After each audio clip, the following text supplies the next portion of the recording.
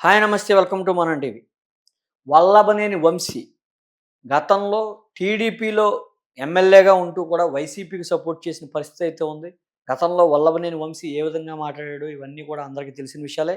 అయితే వంశీ కొన్ని కేసుల్లో అయితే ప్రస్తుతం అరెస్ట్ అవ్వడం జరిగింది. ఉదయం హైదరాబాద్ నుంచి విజయవాడ అయితే తరలించడం జరిగింది. అయితే పోలీసులు వల్లభనేని వంశీని ఏ కేసుపై తీసుకెళ్లారు? ఈ విచారణలో ఏమేమి ప్రశ్నలు అడుగుతారు? వల్లభనేని వంశీ ఏ సమాధానం చెప్పొచ్చు? ఇవన్నీ కూడా పూర్తి వివరాలు మనతో చెప్పడానికి మా సీనియర్ జర్నలిస్ట్ కట్టా కార్తిక్ గారు ఉన్నారు. సార్ నమస్తే అండి. నమస్తే రాఘవ. సార్ అసలు పోలీస్ స్టేషన్‌కి తీసుకెళ్ళి వల్లభనేని వంశీని పోలీసులు ఏ కేసుపై విచారణ చేయొచ్చు? అతను ఏ ప్రశ్నలు అడుగుతారో అతను ఏ విధంగా సమాధానం చెప్పే అవకాశం ఉందంటారు? విజయవాడ పడమటి పోలీస్ స్టేషన్‌లో వల్లభనేని వంశీని ప్రాథమిక విచారణ చేస్తారు. అవును. నిజానికి అరెస్ట్ చేసిన తర్వాత విచారించేంత టైం ఎక్కువ ఉండదు. అవును. స్టేషన్‌కి తీసుకెళ్తారు. సమ్ ఫార్మాలిటీస్ ఉంటే, ఆ ఫార్మాలిటీస్ తర్వాత మెడికల్ చెకప్ తీసుకెళ్ళాలి. తర్వాత డ కోర్ట్‌కి తీసుకెళ్ళాలి. అవును. కోర్టు ఒకవేళ అతనికి రిమాండ్ విధిస్తే జైలుకి పంపిస్తారు. అవును. కాబట్టి ఫస్ట్ ప్రాథమిక విచారణ జరుగుతుంటది. ఆ ప్రాథమిక విచారణలో ప్రధానంగా ఏ సెక్షన్స్ అయితే అతని మీద నమోదు చేశారో, ఏ నేరాలనైతే అతని మీద మోపుతున్నారో, దానికి సంబంధించి ప్రాథమిక విషయాలను తీసుకునే ప్రయత్నం చేస్తారు. అవును. పోలీసుల సహజమైన విచారణ ఎప్పుడు జరిగిద్దంటే, ఈ కోర్టు రిమాండ్‌కి పంపించిన అంటే జైలుకి పంపించిన తర్వాత మళ్ళా కస్టడీ పిటిషన్ వేస్తారు. అతన్ని మేము విచారించాలి, మాకు అనుమతించండి అని చెప్పేసి కోర్ట్‌లో పిటిషన్ వేస్తారు. అప్పుడు కోర్ట్ గనక కస్టడీకి అనుమతిస్తే అప్పుడు అతని మీద నిజమైనటువంటి ఎంక్వైరీ నడిచింది. ఇవాళ నడిచే జనరల్‌గా ఎంక్వైరీ ఏందంటే అతని మీద 140 క్లాస్ 1 పెట్టారు. అంటే ఒక వ్యక్తిని ఇతను కిడ్నాప్ చేశాడు. అవును. ఆ కిడ్నాప్ కేసు ఇతని మీద నమోదైంది కాబట్టి ఆ కిడ్నాప్ ఎందుకు చేయాల్సొచ్చింది? ఏంటి? ఆ కిడ్నాప్‌కి సంబంధించిన ఆదేశాలు అతని అనుచరులకి వల్లభనేని వంశీ ఏ రకంగా ఇచ్చాడు? ఏంటి అనేటువంటిది అడిగే ప్రయత్నం చేస్తారు. తర్వాత 351 క్లాస్ 3 హ్మ్. ఇదేంది దాడికి సంబంధించినటువంటి కేసు. SC, ST atrocity. ఆ! ఆ! ఎస్‌సీ అంటే ఒక దళిత యువకుడిని అవును. ఇతను దాడి చేశాడు, అవును. తిట్టాడు, దూషించారు, కొట్టారు అవును. అనేది ఇక్కడ ప్రధానంగా చెప్పుకోవాల్సిన రెడ్ విత్ 3 క్లాస్ 5 కాజ్ అంటే మూకుమ్మడిగా చేశారు. ఒక్కడిగా చేయలేదు. అనుచరులతో కలిసి చేశాడు అనుకోండి. అవును. భయభ్రాంతులకు గురి చేశారు అనుకోండి. 308 కూడా పెట్టారు. అవును. భయభ్రాంతులకు గురి చేయటం. అయితే ఇవన్నీ కూడా 7 సంవత్సరాలు జైలు శిక్ష పైన 7 సంవత్సరాల పైన దాదాపు 10 సంవత్సరాల వరకు శిక్షలు పడటానికి అవకాశం ఉంది. ఈ నేరం నిర్ధారణ అయ్యే క్రమంలో కోర్టు విశ్వసించిన దాని ప్రకారం వీళ్ళకి శిక్షలు పడే అవకాశం ఉంది. అవును. ప్రస్తుతానికైతే ఇతన్ని జైలుకి పంపిస్తారు. జైలుకి పంపించిన తర్వాత ఈ నాన్ బెయిలబుల్ సెక్షన్స్ కాబట్టి బెయిల్ అంత ఈజీగా రాదు. తర్వాత అవును. పోలీసులు కస్టడీకి అడుగుతారు, విచారణ అడుగుతారు. 60-90 రోజుల వరకు బెయిల్ రావడానికి అవకాశం లేదు. అవును. తర్వాత ఏదన్నా. తర్వాత కూడా అనేక కేసులు పెట్టి జైల్లోనే ఉంచుతారు అనేది మనకు అనిపిస్తుంది ఇప్పుడు. ఎందుకంటే వరుసగా అతని మీద కేసులు నమోదవుతున్నాయి. పాత కేసులు కూడా తిరగదోడుతా ఉన్నారు. హ్మ్. పక్కన పెడితే ఇయాల అతన్ని ఏం అడుగుతారు ప్రధానంగా అనేదంటే, ఎందుకు నువ్వు అతన్ని కిడ్నాప్ చేయాల్సొచ్చింది? హ్మ్. ఎందుకు అతన్ని బెదిరించాల్సొచ్చింది? హ్మ్. రెండోది ఏ నిద్రబోయే ఎద్దుని లేపి తన్నించుకోవడం అంటారు గదా! అవును. అలా తన్నించుకున్నాడు ఇయాల వల్లభనేని వంశీ. నిజానికి గన్నవరం టీడీపీ ఆఫీస్ మీద దాడి కేసులో పోలీసులు అరెస్ట్ చేయడానికి చూద్దాం అనుకున్నప్పుడు వల్లభనేని వంశీ ఇక్కడ లేడు. అవును. అమెరికా వెళ్ళాడు. అవును. అప్పుడు ఉన్న పళాన అమెరికా ఎందుకు వెళ్ళాడు? హ్మ్. ఈ కేసులో బెయిల్ వచ్చిన తర్వాత అమెరికా నుంచి ఇండియా వచ్చాడు. అవును. అప్పుడే ఇండియా ఎందుకొచ్చాడు? ఇన్నాళ్ళు అమెరికాలో ఏం చేశాడు? ఇప్పుడు ఇది అడుగుతారు.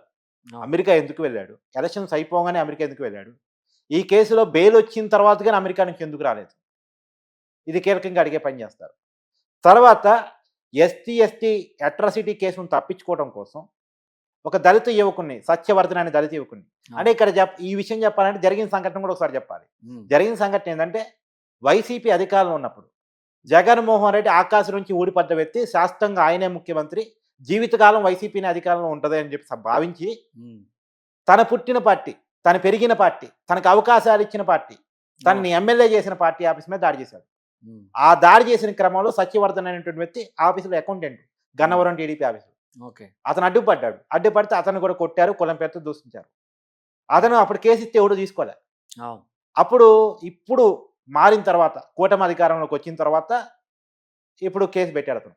హ్మ్. ఆ కేసుల్లో ఆ కేసు నుంచి తప్పించుకోవడం కోసం ఎస్టీ కేస్ పెట్టారు కాబట్టి ఆ కేసు నుంచి ఇప్పుడు గన్నవరం టీడీపీ ఆఫీస్ మీద దాడి కేసు అంటే అది పెద్ద కేసు కాదు. అవును. కానీ ఎస్టీ కేసు చాలా పెద్ద కేసు. అవును. ఒకరు ఈ కేసులో గనుక నిర్ధారణ అయితే ఎన్నికల్లో పోటీ చేసి అర్హత కూడా కోల్పోతాడు వల్లభనేని వంశీ. హ్మ్. రాజకీయ జీవితం ఫుల్ స్టాప్. హ్మ్. కాబట్టి రాజకీయ జీవితం కొనసాగాలి అంటే ఈ కేసు నుంచి తప్పించుకోవాలి. ఈ కేసు నుంచి తప్పించుకోవాలి అంటే ఈ కేసు పెట్టినటువంటి వాళ్ళని ఏదో రకం బొజ్జర కొట్టాలి. ఫస్ట్ డబ్బు ఆశ చూపాడు. హ్మ్. కుదరదు అన్నాడు. హ్మ్. తర్వాత బెదిరింపు ఆశ చూపాడు. హ్మ్. అలా బెదిరించే ప్రయత్నం చేశాడు. హ్మ్. ఫస్ట్ లొంగలేదు. కిడ్నాప్ చేసి బెదిరించాడు. అది. కిడ్నాప్ చేసి బెదిరించినప్పుడు కొంచెం భయభ్రాంతులకు గురవుతారు కదా! అవును. అలా లైఫ్ ఏదైనా జరగొచ్చు. ఏదైనా జరగొచ్చు కదా! హ్మ్. నిన్ను చంపేస్తా, నీ కుటుంబాన్ని చంపేస్తా, మెడ మీద కత్తి పెట్టి అవును. బెదిరించాడనుకో కొంత భయభ్రాంతులకు గురయ్యే అవకాశం. అవును.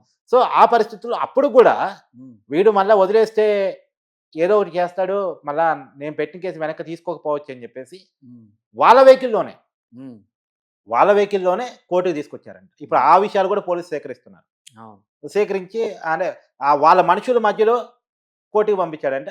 హ్మ్. వాళ్ళ మనుషులు చూస్తున్నారనే ఒక భయంలో జడ్జి గారి ముందు నేరాన్ని అంటే ఆ రోజు నా విత్‌డ్రా మీద దాడి చేసుకుంటానని చెప్పి. చేయలేదు, కులం పేరుతో దూషించలేదు. ఆ అవును. రోజు టీడీపీ నాయకులు లేదా పోలీసుల బలవంతం మేరకు నేను కేసు పెట్టాను. నేను సాక్షి అయితే తీసుకొచ్చి కేసు పెట్టినట్టు చూపిచ్చారు అవును. అని చెప్పేసి అతను ఏదో వాంగ్మూలం జడ్జి గారి ముందు ఇచ్చాడట.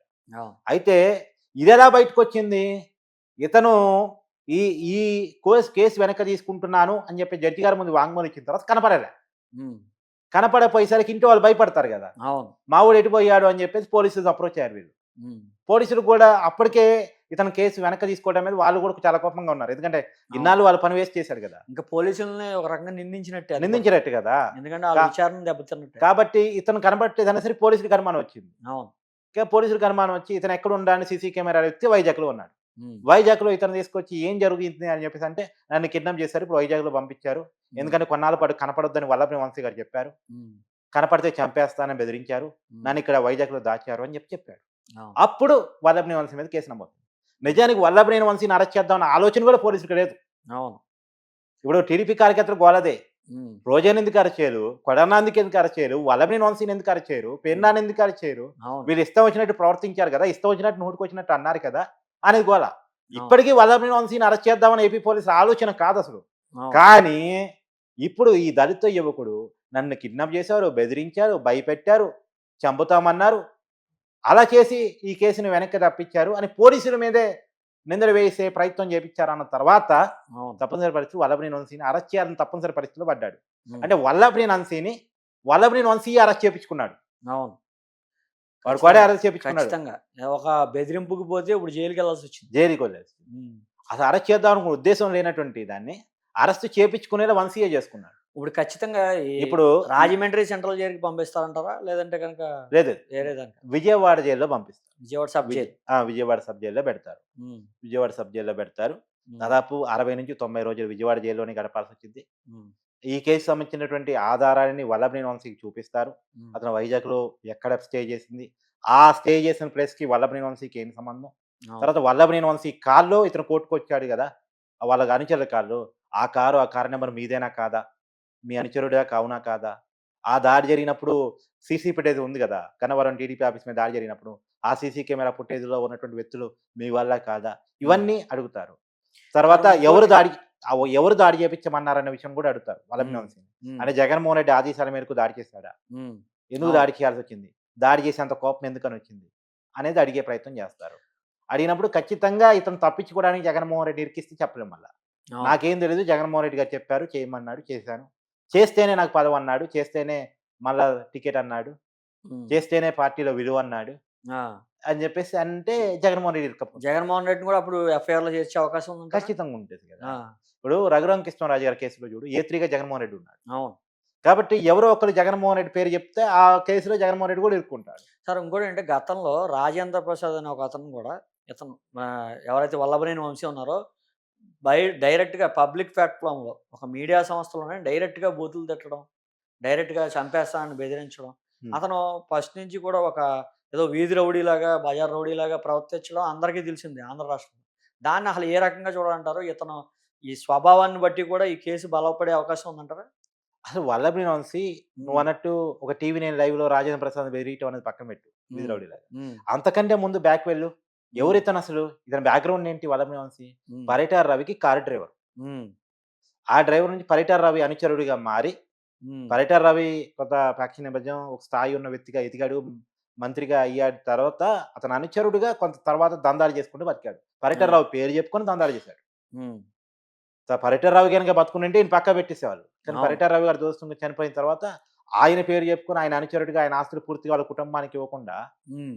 ఆ ఆస్తులేదో కొన్ని ఉంచుకొని తర్వాత హైదరాబాద్‌కొచ్చి తర్వాత కొడానానితో ఫ్రెండ్‌షిప్ ఏర్పరచుకొని కేసినో కల్చర్ ఉమ్. ఏర్పాటు చేసుకొని సినిమాలు ఏవో తీసే జూనియర్ ఎన్టీఆర్ని పక్క పెట్టుకొని జూనియర్ ఎన్టీఆర్ దగ్గరగా మీకు మేము మీతో ఉండిపోతాం, మీకు సినిమాలో పెట్టుబడి పెడతాం, మీ సినిమాలకి ఇన్వెస్ట్ చేస్తాం అని చెప్పేసి జూనియర్ ఎన్టీఆర్ని పట్టుకొని జూనియర్ ఎన్టీఆర్ కాడ పని వాళ్ళుగా ఉండిపోయారు. కొడాల నాని, వలమని వంశీ సినిమా ప్రొడ్యూసర్లు అని చెప్పుకుంటూ, లేదు ఫైనాన్సర్స్ అని చెప్పుకుంటూ. తర్వాత టీడీపీలో కొంత సరే మొత్తం వాళ్ళ కుటుంబం టీడీపీ, హరికృష్ణ గారు టీడీపీలో యాక్టివ్గా ఉండేవారు కాబట్టి హరికృష్ణ గారి అనుచరులుగా టీడీపీలోకి రంగప్రవేశం చేశారు. తర్వాత హరికృష్ణ గారి రికమెండేషన్, జూనియర్ ఎన్టీఆర్ రికమెండేషన్ మేరకు టీడీపీలో వీళ్ళకి పదవులు వచ్చినాయి, టికెట్ వచ్చినాయి. గుడివాడలో ఆయనకు వచ్చింది, విజయవాడలో ఈయనకు వచ్చింది MP ticket. First Gannavaram MLA కాదు, గన్నవరానికి ఇవ్వాలి, ఫస్ట్ విజయవాడ ఎంపీ టికెట్ ఇచ్చారు. ఓడిపోయినప్పటికీ కూడా మళ్ళీ ఎంకరేజ్ చేసింది పార్టీ, గన్నవరాన్ని పంపించి గన్నవరం ఎమ్మెల్యే చేశారు.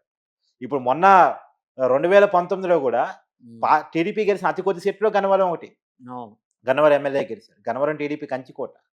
కాకపోతే ఆయన వంశీ ఏమనుకున్నాడు, నేను కాబట్టి గెలిచాను, పార్టీ వల్ల గెలవలేదు, నా వల్ల పార్టీ గెలిచింది అనుకున్నాడు. కానీ తీరా ఇప్పుడు మొన్న ఎన్నికల్లో ఏమర్థమైంది, వలమని వంశీ ఓడిపోయాడు, టీడీపీ గెలిచింది. ఎప్పుడైనా గర్వం తలకెక్కితే అంతే ఉంటది. ఎక్కడైనా పార్టీ గొప్పది, వ్యవస్థ గొప్పది, వ్యక్తి గొప్పది కాదు. వ్యక్తి లేకపోయినా పార్టీ మనగా ఎన్టీఆర్ లేకుండానే టీడీపీ నడిచిందిగా. అది వాస్తవాలు మనం గుర్తుంచుకోవాలి. కాబట్టి వీళ్ళకేందంటే అతి చేసి ఇప్పుడు వాళ్ళు పెంచింది, పదవులు ఇచ్చింది, అవకాశాలు ఇచ్చింది, వాళ్ళని ఎమ్మెల్యే చేసింది పార్టీ టీడీపీయే. ఇప్పుడు కొడానానికైనా లైఫ్ టీడీపీయే, వలమని వంశీకైనా లైఫ్ టీడీపీయే. వీళ్ళకి ఎక్కడ లైఫ్ వచ్చింది, జూనియర్ ఎన్టీఆర్ వల్ల వచ్చింది. వీళ్ళ కాస్త ఎక్కడి నుంచి వచ్చింది, పరిటాల వల్ల వచ్చింది. అంటే వీళ్ళ లైఫ్ మొత్తం ఎవరో ఒకరి వల్ల ఆధారపడి పెరిగిన వాళ్ళే. వీళ్ళకు ఇప్పుడు జగన్మోహన్ రెడ్డి కావాల్సి వచ్చింది. ఇప్పుడు casino friend Jaganmohan Reddy, pub friend Jaganmohan Reddy, పేకాడ ఫ్రెండ్ జగన్మోహన్ రెడ్డి. బెంగళూరు పబ్బులో, బెంగళూరు క్లబ్లో వీళ్ళంతా కలిసి రకరకాల గేమ్స్ ఆడతారు, బెంగళూరులో పెట్టుబడులు పెడతారు. బెంగళూరు ప్యాలెస్లో ఉండే అతి కొద్ది మందికి ఎంట్రీ ఉంటుంది. ఆ అతి కొద్ది మందిలో కొడాలి నాని, వల్లభనేని వంశీ ఒకళ్ళు అనేటువంటిది అనుకుని పెట్టారు. ఈ జగన్మోహన్ రెడ్డి ఫ్రెండ్షిప్ లో నుంచే చెడిపోయాడు, కేసులు పెట్టుకునే కాడికి పోయాడు, ఇబ్బందులు పడుతున్నాడు అనేటువంటి చాలా మంది మాట్లాడుకునే మాట. ఇలా కొడాలి నాని అక్కడ చెడిపోయాడు, వల్లభనేని వంశీ అంటే చెడిపోవడం అంటే మొదటి నుంచి చెడు గుణాలు ఉన్నాయిలే, దానికి కాదని లేదు. కానీ వీళ్ళకి జగన్మోహన్ రెడ్డి గారు కలిశాడు కదా, ఇంకా అసలు అడ్డు అదుపు లేదు. క్యాసినో కల్చర్, గన్నవరంలో క్యాసినో కల్చరు, గుడివాడలో క్యాసినో కల్చరు. ఇది ఎక్కడ కల్చరు, బెంగళూరులో వీళ్ళు నేర్చుకున్న కల్చరు, బెంగళూరు క్లబ్ లో వీళ్ళు చేసే కల్చరు వీళ్ళు తీసుకొచ్చి ఇక్కడ పెట్టారు. ఓకే సార్, ఇది పరిస్థితి. ఖచ్చితంగా ఎవరైతే వల్లభనేని వంశీ ఉన్నారో జైలు బాట తప్పదు అంటూ కూడా కార్తిక్ గారు చెప్పడం జరుగుతుంది. Thank you sir.